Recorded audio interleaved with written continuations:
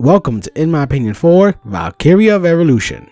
We start our tale during the centennial anniversary of not only Jutland's but the entirety of Europa's freedom from the Rusi Empire. We then join two people from the Institute of Alchemy looking at the grave of the infamous 5 traitors, who are known to be the ones who started the war from the shadows. The student has been digging deeper and deeper on the tale and has noticed some iffy things about it, and wishes to know if these traitors really committed treason. His professor decides to sit him down and let him know everything, so he could come to his own conclusion.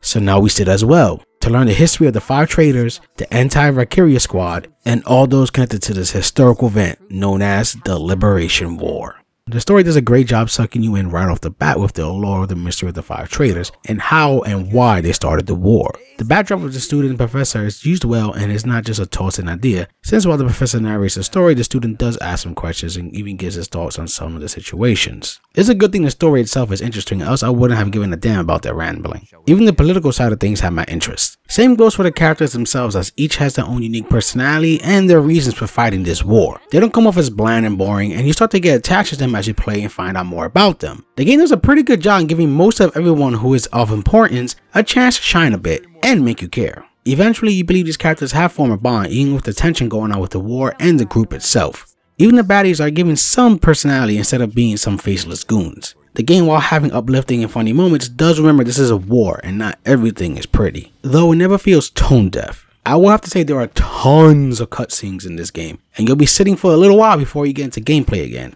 So if that kind of thing makes you iffy, well, you've been warned. Also, if you're wondering, no, you don't need to play any of the Valkyria Chronicle games to get what's going on. This is a spin-off and is set in its own universe. There's also free DLC which adds to the notebook in the game, which expands on the story and characters. One more thing, the game has a special end cutscene that you can get by just using all your squad mates at least 20 times. Just thought you would like to know that. What we got here is an action JRPG. Kind of. You can walk and thankfully run around all you like, but you still have an action bar that you must wait to fill up to do your attack. Your enemies have this rule as well.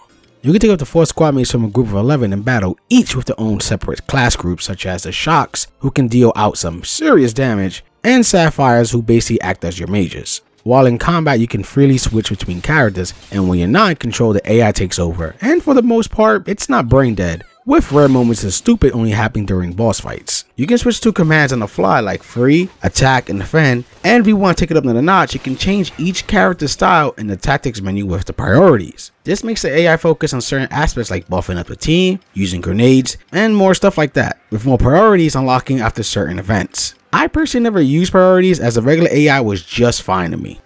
Each character has a little combo when you attack, normally be it 3 hits or more. Of course, there are other options to attacking, as in throwing a variety of grenades, shooting your gun, shooting your rocket launcher, and finally choosing one of the many Ragnite skills at your disposal. The Ragnite skills are basically your magic attacks with elemental properties like fire, water, wind, earth, and light. Some are class or character exclusive, while others can be used between 2 classes. You get them as rewards after a mission or drops from enemies. These let you not only lay waste to the enemies with high damage, especially if said enemy is weak against that element, they can also be used to heal your allies, draw attention away from them, and more. They start off kind of weak, but you eventually get stronger versions of said Ragnite as you move along in the story.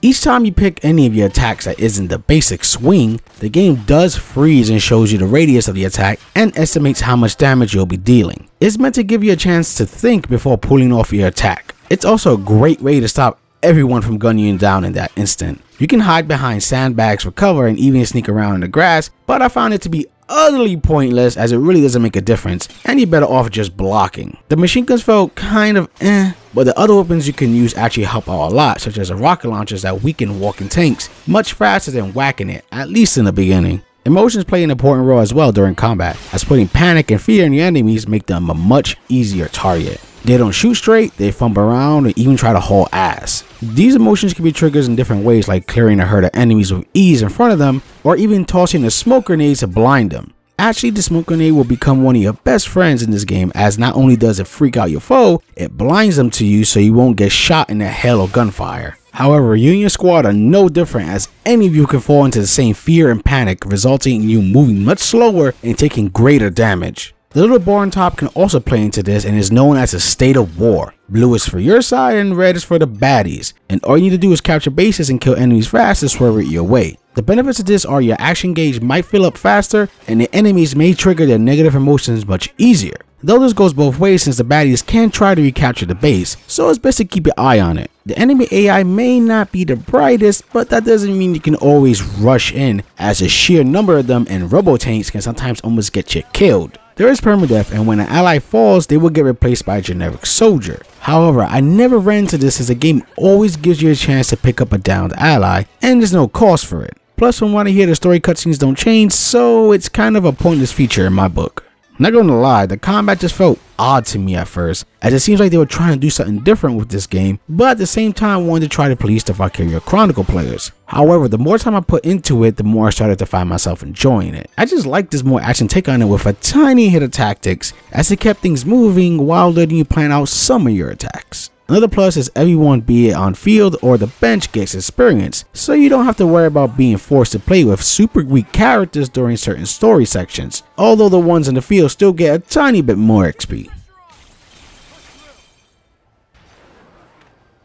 When it comes to starting missions, all you need to do is go to headquarters, in which you're greeted with a battle map to look at. This lays out what battles you got to choose from. Of course, you have a story mission you can start whenever you feel like it. Then there's free and battle missions you can take as well. The goals for these are things like killing everyone, taking over all the bases, or killing a specific target, which could be a regular enemy or a boss you faced before. There's also optional little side quests in these missions like kill a hidden enemy or blow up all the mines. The game does give you fair warning in free and battle missions that there is a chance that the Valkyria can pop up during the nighttime. She can be shooed away, but only if you're strong enough to take her down. If not, it's best to run away by going to any of the bases to leave the mission, or you're gonna die and lose everything you've gained. After each mission, you're given an overall rank, which can lead to high rewards like cash and even more Ragnite drops. The difference between battle missions and the others have to do with territory. As you play through the game, you gain territories and enemy will eventually try to go after it. The game warns you about this as well, and you can even check if your army is doing alright against them or not. If they fall, you will lose that territory, and while this doesn't sound like a big deal, it does connect to shops, as depending on what territories you own, affect the crafting items available to you. You can always get the territory back if you lose it, but you have to wait for the mission to pop up. I like that the free and battle missions keep coming, so it can give you plenty of combat if you want to play and level up some more, or add more rewards. I remember a certain complaint against the game was that there was barely any time spent during gameplay, and instead you're constantly just in cutscenes, which is just a flat out lie. Since the only time you're in constant cutscenes is if you're just going to the story missions and that's it. If you ignore everything else, of course that's gonna happen. One thing I liked was certain story missions have two parts, and you won't go back to the city when you pass the first one. Instead, you're in a camp, and if for some reason you can't beat the next part, you can still leave the camp and grind some more and come back to finish the mission.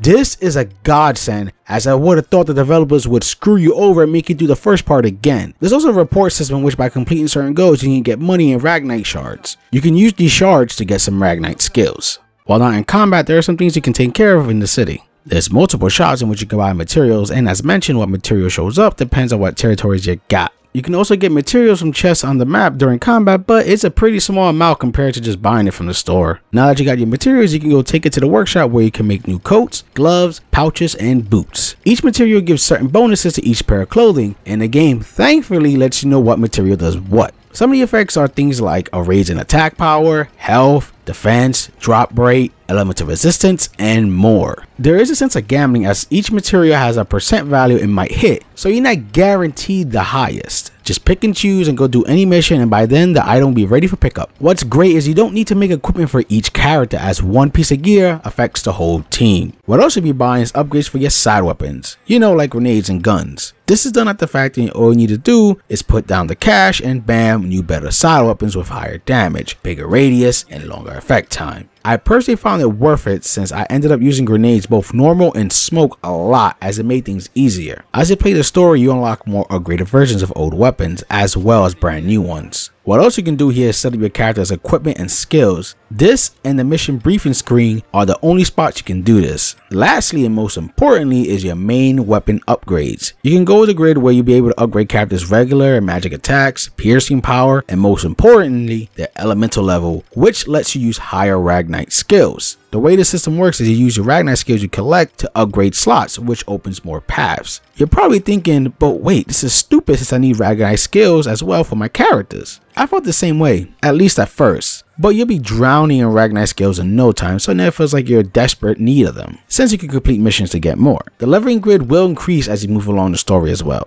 There are other areas in the city like the bar and cemetery, but it seems the only use they have is to talk to NPCs and for the circle events, which are little interactions between characters such as scenes with talk of high art,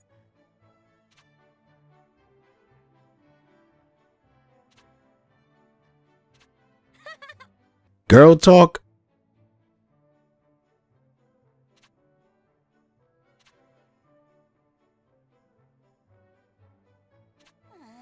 guy talk, and more.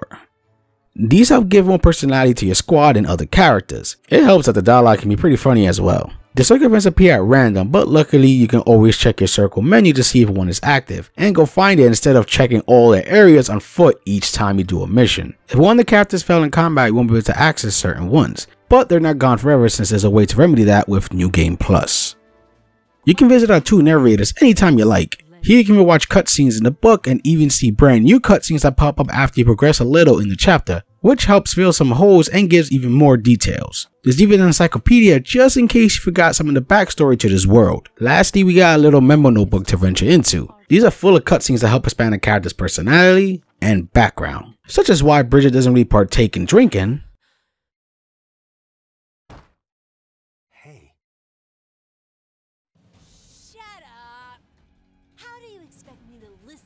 without a drop of alcohol in me. Are you already drunk? That's right, and it's my fault, as usual. a bit more of Jordo's family life, You've got a kid? Yeah, my beautiful boy. His name's Jamil. Right now he lives with his mother in the countryside. I haven't been able to see him for a while, so I carry this photo around at all times. It's my good luck charm. Amulet in Ophelia's academy days, Scolded the captain? Huh. My word, Amlet Gronkair. You left your carrots untouched. Your other vegetables too. Not again. and why you should never badmouth Helena when Bloom's around. Some of these can be funny, while others can be pretty dang sad. It's clear the developers want you to care about these characters, and it really shows by how much detail they give. Now, these notebook scenes are not unlocked from the start. Nuh-uh. These have to be unlocked certain ways. Some can be unlocked just going through the story, while the character-specific ones have to be unlocked using the characters at least 20 times in battle. Not only is it worth it for the scenes, but it's also worth it for the new potentials. Potentials are power-ups and downs that happen to your character under certain conditions in battle. When you see these scenes, you will either get a better version of already positive potential, or a negative potential can turn into a positive one. One more thing I want to talk about gameplay wise is the boss fights. Sweet jeebus are these awful. I mean, it's just giant sponge damage fights that go on for a while, with the only bearable ones being anything that's basically person versus person. Later on, when you face these again in the side missions, it's more tolerable since you're way more powerful. But the first time, man is it annoying. One of the worst has to be the plane fight. Not because it's hard, but because it turns to a waiting game that almost makes you fall asleep. For the most part, the game does look really good. The backgrounds have a visual filter of being hand-drawn, like it's coming out of a book, and it helps the game pop. I also enjoy little touches such as the city changing its atmosphere depending on the overall mood. So if things are normal, it looks normal. If there's a celebration of victory, it's confetti. And if something doesn't go too well, the color is just sucked out. Everyone's outfits help them stand out, be it the baddies or a main cast who has taken the squad uniform and made it their own. Now there is a downside, which is the character models, mainly the face models. Their bodies look okay, it's just their motions are pretty robotic, like if you're playing with action figures. There are very few moments where the models do move with fluid motion, but those are rare. It didn't take me out of the experience, but it is noticeable. Back to the face models, as they seem to be set to one setting for each character, and it just comes off as odd. I mean, yeah, there is blinking and some mouth movement so you can portray some emotion, but sometimes their faces look frozen in time. It's maybe the ugliest thing about the game, and if it wasn't for the fantastic voice work, I feel it could have dampened the whole experience. I guess that's the nature of a scout. Hey, can you not classify me with him? And what's so funny, Bloom? I'm sorry? The unit's mood seems different. Does it? something has changed. On the technical side, the game didn't freeze on me, however there is some frame rate droppage, but only when shit gets really hectic, so no worries there. There are a few loading screens, mainly when cutscenes are playing back to back, but they go pretty quickly. Also, if you gotta pee or something, you can pause the cutscenes. I had a good time with the game. Yeah, the boss battles and presentation issues kinda hurt it, but it didn't stop me from enjoying myself. The combat was fun even if it took a few minutes to get used to, and let's not forget the great cast of characters and story. Speaking of story, I put in about 100 hours by the time I finished with the main story, though that counts all the side stuff like memos, extra story cutscenes, side missions, and the circuit events. I must say this is a pretty chunky game and nothing is missable, as when you beat the game you can still play all the missions you like, even the story ones. You can even take over the whole battle map now if you want. There is a new game plus, but it's only useful if you lost any of your squad members, as it brings them back to life to play through the game again. Also, if you find yourself having trouble, this game does have a difficulty option of normal and easy. I feel bad for this game as it was stuck with the burden of carrying the name of a series and was judged solely based on that, even though it was a spin-off and the point of it was to be different yet still fun, which I feel it succeeded in. So grab your gear and come join the revolution. I think you'll have a good time. I hope you enjoy my thoughts on this game, and for gamer's sake, keep gaming.